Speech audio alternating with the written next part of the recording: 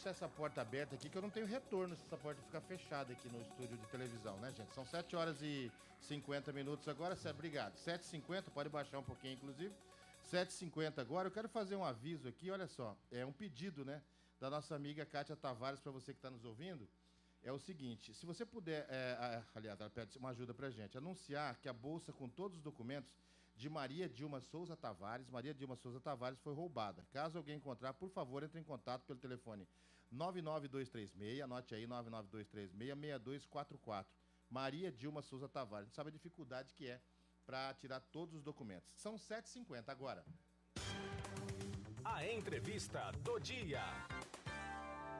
E conforme dados do Tribunal Regional Eleitoral do Estado, em Campo Grande, mais de 582 mil eleitores devem ir às urnas em 2016 para a escolha de prefeitos e também de vereadores. Pois é. Porém, a mídia nacional revela que o eleitor atual está descrente nos políticos do país, o que pode garantir surpresas também no resultado do pleito este ano. Sobre esse assunto, a gente conversa com o cientista político Heron Brum, que vai nos explicar um pouco deste perfil do eleitor atual. Professor Heron, bom dia. Bom dia, Joel. Bom dia, Leo. Bom dia a todos. Obrigada pela sua participação. Seja bem-vindo aqui ao Jornal do Rádio.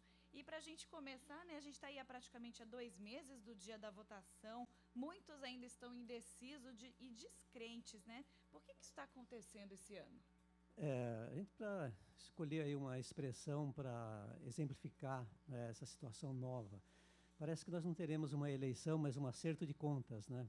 Então, acerto de contas entre os eleitores e os candidatos e os políticos. Gostei da definição, não é eleição, é um acerto de contas, né? Porque a nossa política, né, ela foi muito desmoralizada nos últimos anos por culpa dos políticos e não por culpa dos eleitores, porque eles falam muito em reforma profunda política e não arredam o pé daquele sistema antigo. Por exemplo, ontem no Correio do Estado, a nossa senadora Simona Tebet falou, com uma reforma política, 70% dos problemas serão resolvidos.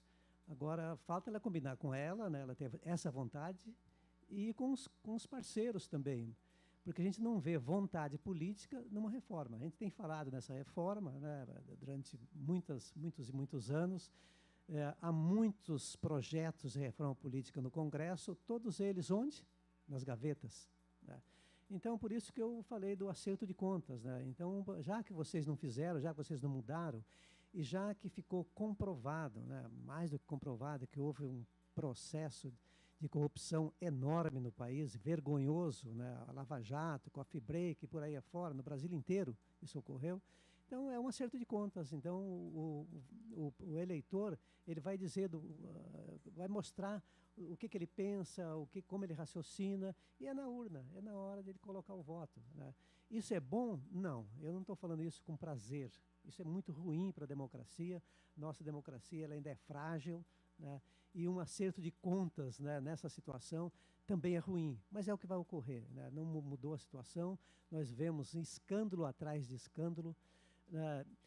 Infelizmente, existe uma coisa chamada fórum especial, fórum privilegiado, também criado pela classe política, e isso atrapalha, né, emperra, né, operações como a Lava Jato e como outras.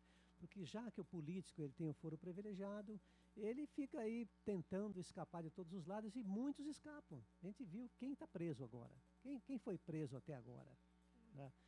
Então, isso aí não é bom, né? Porque nós somos esse segmento que vai acertar contas em outubro, nós somos a grande maioria, nós elegemos os nossos representantes, nós os colocamos lá, né? E eles legislam muitas vezes, ao longo de todos os anos, em causa própria, né? E não em causa da sociedade. E é por isso que chega a esses confrontos ruins, porque enfraquece a democracia, não fortalece, não, enfraquece.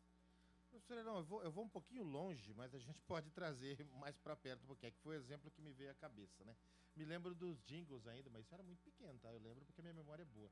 Da Arena e do MDB. E a gente via as pessoas discutindo sobre os partidos, né, falando, mas era uma discussão no campo das ideias, do tipo, mas o projeto de tal partido não vai dar certo por isso e aquilo, o político tal não tem a experiência que não sei o quê. Hoje a discussão quando tem ainda, né, um é ladrão, o outro é não sei o quê, o que acontece? Joel, o nosso processo político ele tem 179 anos, ele começou no Império ainda com 2 partidos, o liberal e o conservador. E ele já começou ruim. Os 2 apoiavam o Império. É claro, era um Império, entendeu? Não era democracia, mas logo depois veio a República, continuaram. Né? E nós tivemos um momento, para ser mais, abreviar um pouco, passamos por várias etapas, por 7 reformas políticas ao longo desses anos todos. Aí veio a 8ª, né? Que foi ruim. Qual foi a 7ª? A 7ª ela durou de 1945 até 1900. Vamos colocar 64, que na verdade foi até 66, foi quando houve o golpe militar. Nesse período, a democracia amadureceu. Então, as pessoas eram da UDN, eram do PSD, eram do PTB, que eram os 3 grandes partidos, eram depois do PL, o Partido Liberal, mas partidos com filosofia própria. Eu não vou usar a palavra ideologia, que a ideologia não existe mais, mas com filosofia própria. Então, é por isso que você falou, né, que na Arena e o MDB, depois PDS, PMDB, as pessoas ainda tinham aquela herança, que foi um momento rico da nossa democracia, que foi de 1945 até 64, né, onde as pessoas eram de partido. Eu, um pouquinho mais antigo que você, eu ia com meu pai, lá em Dourados, onde eu nasci, eu ia aos comícios, eles levavam os filhos, os pais levavam os filhos para os comícios. Meu pai era da UDN, falava, você tem que ser da UDN. UDN por quê? Por isso, por isso, por isso, por isso, por isso. Então os pais doutrinavam a gente. Aí você ia para a escola, não tinha nenhuma disciplina. Eu fiz o ginásio em Dourados, não tinha nenhuma disciplina de política. Só que o professor de geografia falava política, de matemática falava sobre política, enfim, todos, porque tinha aquela herança. Isso foi cortado com o golpe militar de 1964 e de lá para cá nós não colocamos mais o pé no trilho, sabe? A gente saiu do trilho e não entrou mais. Então aí veio essa proliferação de partidária. Nós temos hoje registrados 35 partidos, temos mais 15 esperando o registro. Olha, governo nenhum consegue dirigir nem a sua sala com tanto partido. O que virou? O que se transformou nisso? Se transformou num balcão de negócios, né? Eu já falei isso aqui algumas vezes. Então, é uma negociata, né? Então, para o prefeito, para o governador, para o presidente, para ele aprovar um projeto, ele gasta muitas e muitas horas, às vezes meses, às vezes anos, e não consegue. Né? Não que o prefeito, os executivos sejam uma categoria à parte, eles estão com a razão. Não, porque eles também são do processo. Né?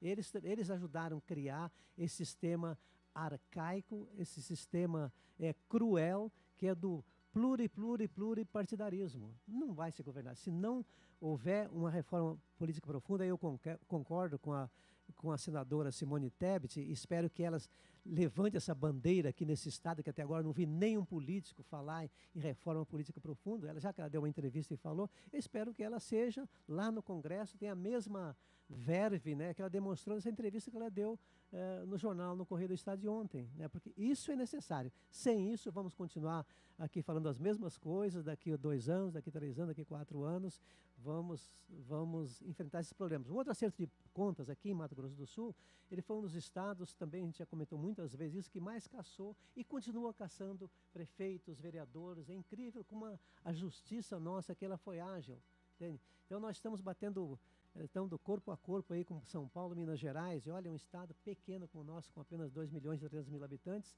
foi dos estados que mais levou a sério, né, a lei da ficha limpa, enfim. Então, nós aqui ainda estamos muito bem. Tem estados aí no Norte, no Nordeste, que é um absurdo, né, o que aconteceu. Né?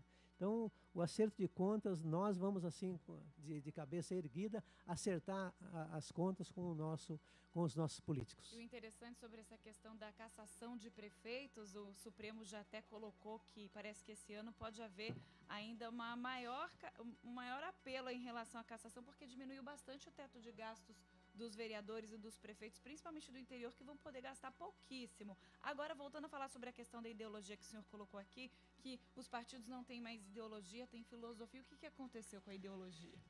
Olha, a ideologia ela entrou em declínio, não agora, entrou em declínio há alguns anos. Nós tínhamos, por exemplo, dois grandes blocos, e isso é bom. Nós tínhamos a União Soviética e tínhamos os Estados Unidos liderando o Ocidente.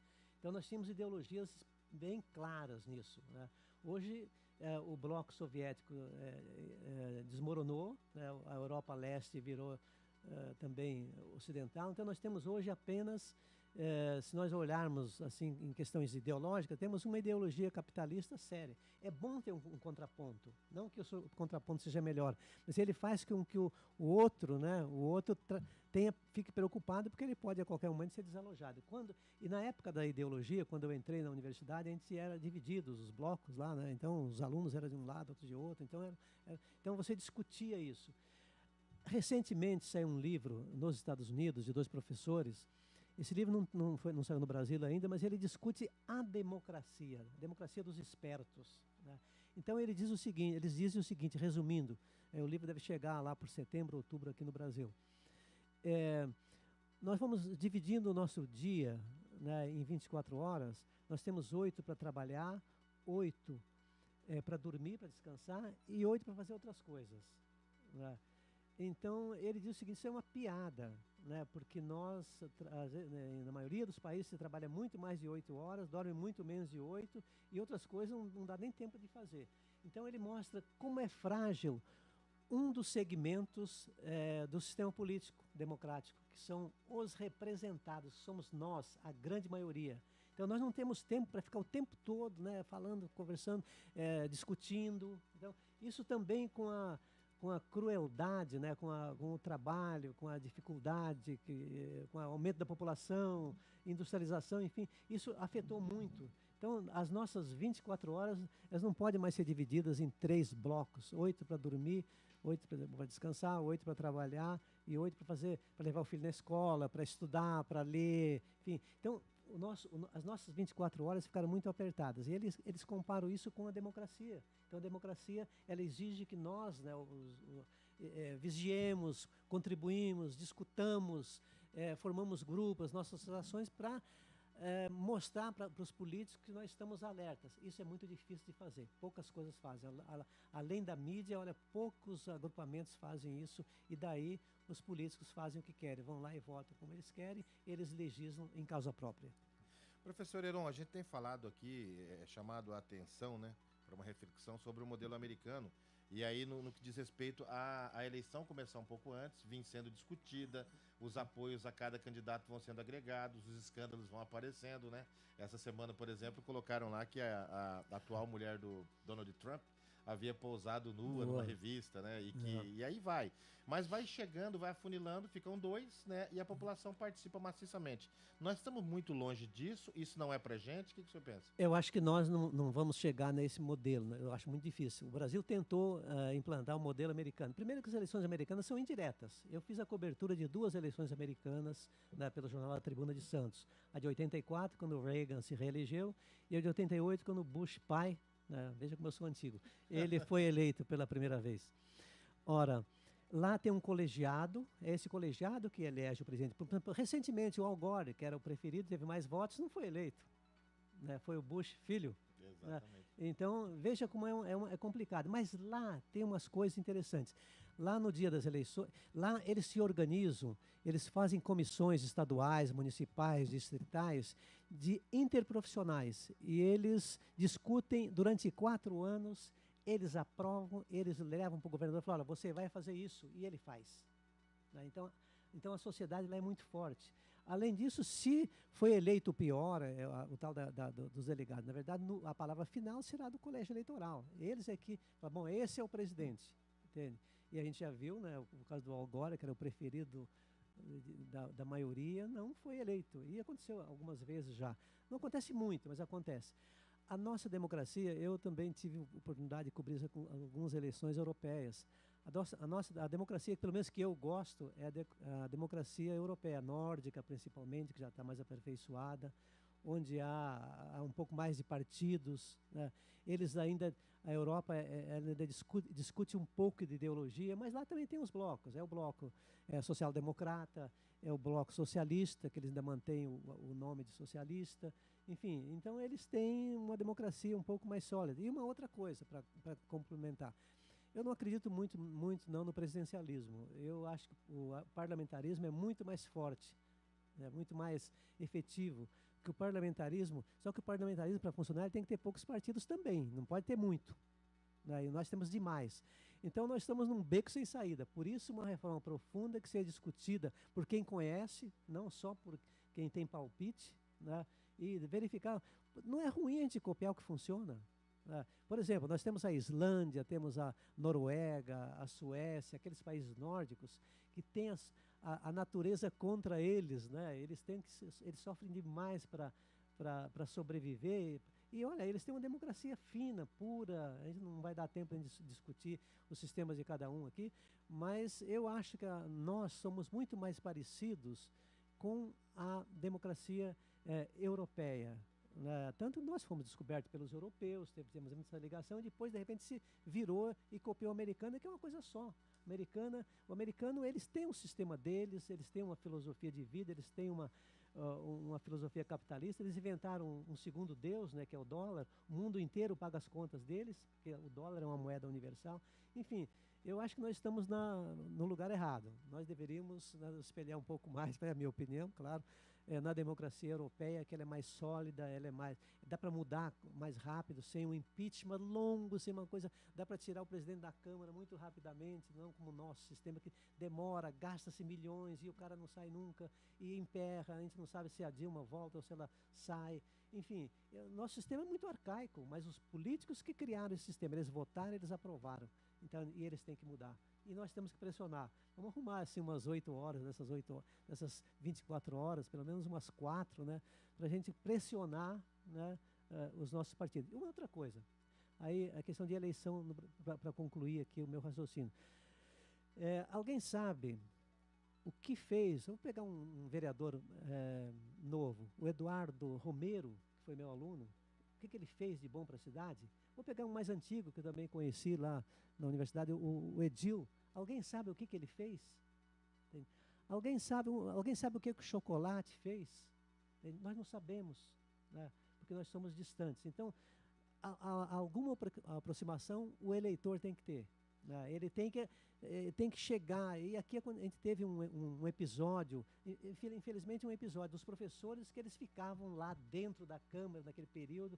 E aquilo foi muito rico. Entende? Isso está faltando. Nós precisamos pressionar mais nossos vereadores, né, que são o primeiro elo que nós temos entre o governo, né, e a sociedade é o vereador.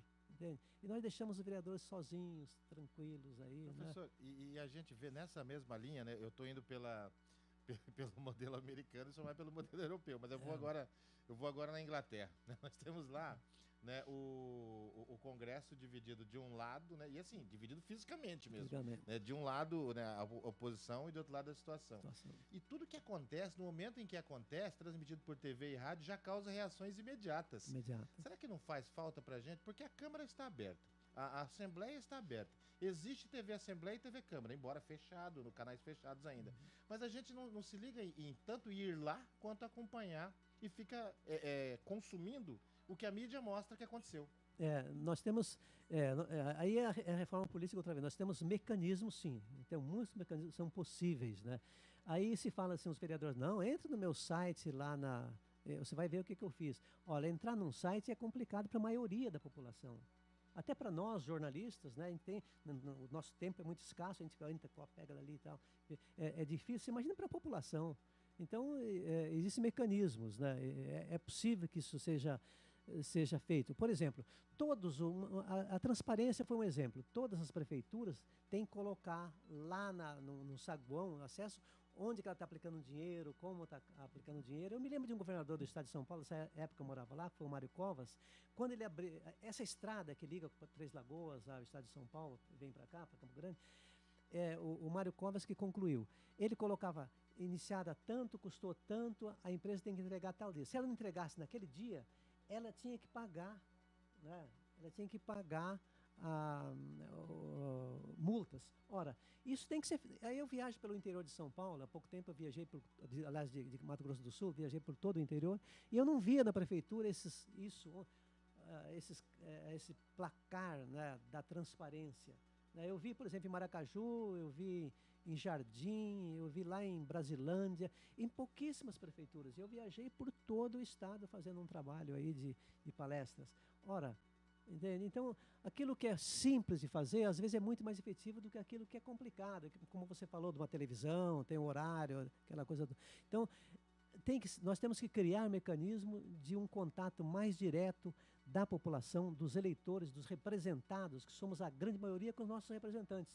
Aí eles serão melhores políticos. Né? Então, infelizmente, vai depender muito de nós. Né? Nós encontrarmos tempo nessa régua de 24 polegadas, dividir em 3 vezes, e aquilo que a gente tem que fazer enquanto não está dormindo, não está trabalhando, a gente vai ter que se dedicar à política. Senão vamos ficar reclamando aqui o resto das nossas vidas. E para finalizar, professor, porque a gente já estourou bastante o tempo, nós estamos falando de algumas operações anticorrupção que estão na mídia, né? A Operação Lava Jato, aqui em âmbito local temos a Coffee Break, temos a lama asfáltica, dá uma sensação Tem de uma que operação para cada um, né? Pois é, dá uma sensação de que algo está sendo feito e ao mesmo tempo que a mídia usa esse tipo de operação aí como uma forma de atrair leitores e cliques para os seus sites, para os seus jornais, a gente tem aquela impressão da impunidade, né? Porque o que adianta a Lava Jato estar, sei lá, na 40ª fase, a lama asfáltica prender, sei lá, pela 3ª, 4ª vez a mesma pessoa, em relação a isso nada ser feito?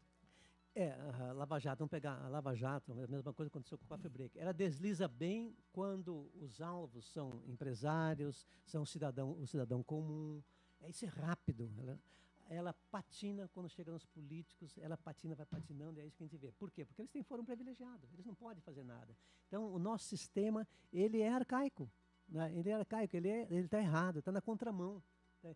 Então, enquanto não sair da contramão, entrar na mão, né, isso não é tão difícil assim, não depende só de dinheiro, nós vamos transformar, né, retornando à minha expressão inicial, as nossas eleições, infelizmente, em acerto de contas. E é isso que está deixando o eleitor desanimado. Não tenha dúvidas, todos nós ficamos desanimados, porque nós é que construímos esse país, nós elegemos, né, os nossos representantes, os nossos governantes, os eleitos, nós é que colocamos lá, somos os patrões, nós que pagamos o salário e nós somos colocados num 2º, 3º, 4º ou 5º planos.